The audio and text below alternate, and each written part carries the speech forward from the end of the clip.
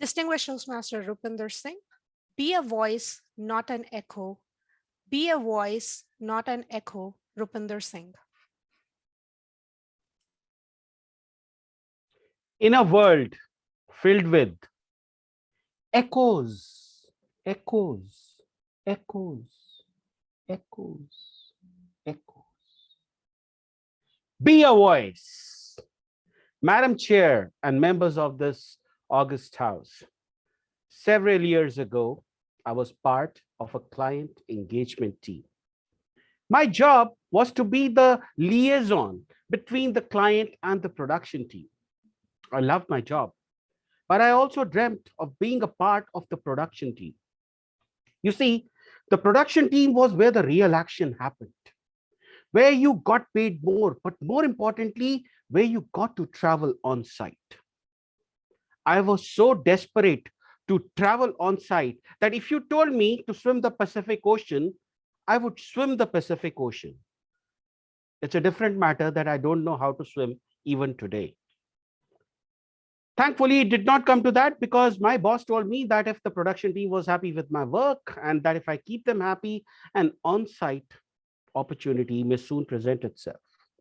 So one night, 15 minutes before I was going to leave for home, I got a call from our senior vice president or SVP of the production team. I was taken aback. They never called me directly. In fact, other than the usual hello or hi, we never spoke with each other. Hi, Rupi, can you support us with a production issue? It'll require you to stay back for a bit. Could I? When an SVP calls you and asks you for a favor, you say yes. You say yes because it is the next step to guess what? An on site opportunity. So, could I? Of course. Yes. A big yes. Thank you so much, Rupi. The thing is that we've run into a production issue with a deliverable that was due 2 hours ago. We are working our best to get it resolved. But until that happens, can you stall the client for us? The ETA is 1 hour. Now, that the client that Vikas was talking about was one of our biggest revenue earners. I had an kind of a difficult relationship with them. I would say our relationship was like the Republicans and the Democrats. So stalling them did not seem like a good idea.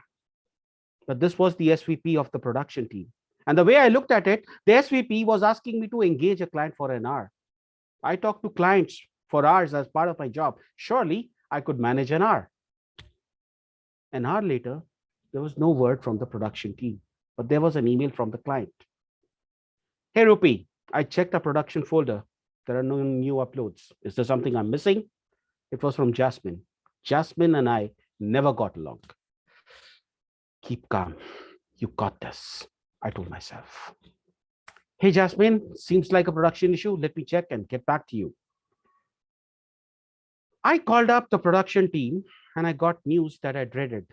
The issue was not yet resolved and the revised ETA was another hour. Hey, Jasmine, so our production team has run into an issue. It'll take another hour to fix. I will keep you posted. Rupinder. Almost immediately, Jasmine shot back. Rupinder, this is not acceptable. Please resolve ASAP. An hour later, I called up the production team again and they requested an hour again. I was growing anxious. Hi, Rupinder. What is the status? This time, she had copied her manager and my manager.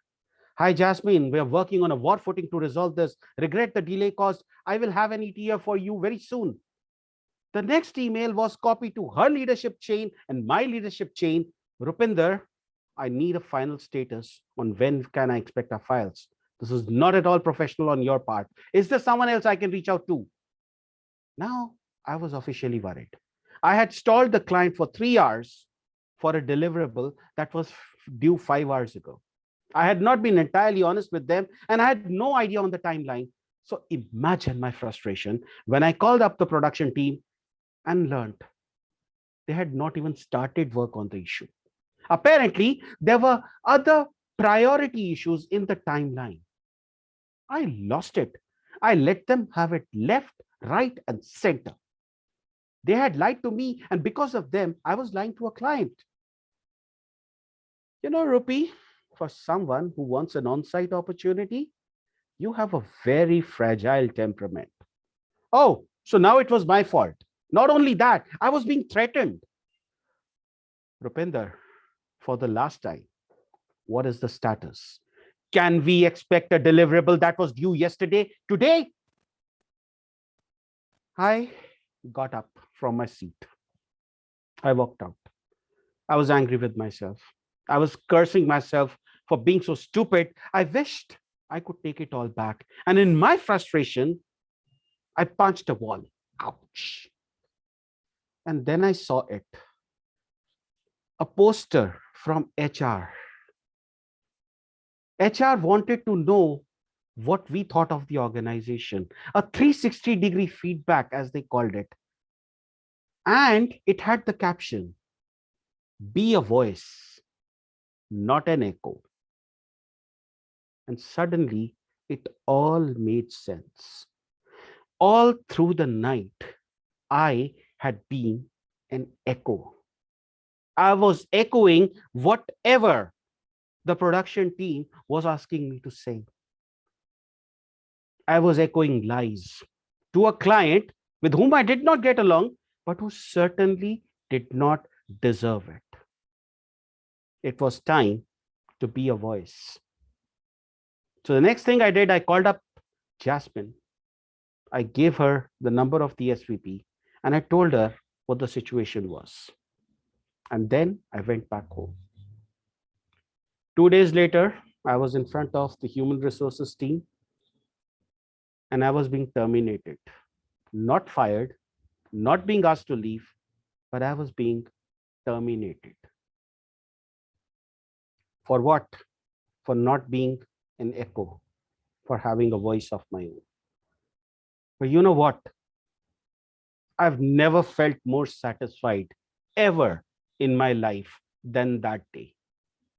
Because that day, I was about to do something that went again against my inner self. So here's my advice to you. In a world that is full of echoes, echoes, echoes, be a voice. Madam Chair.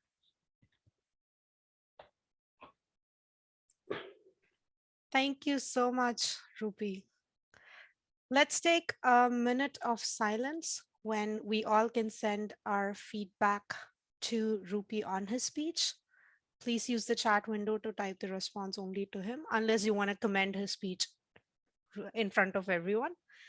Madam Timer, can we please have 1 minute on the clock? I cannot see you, so I don't. Thank you.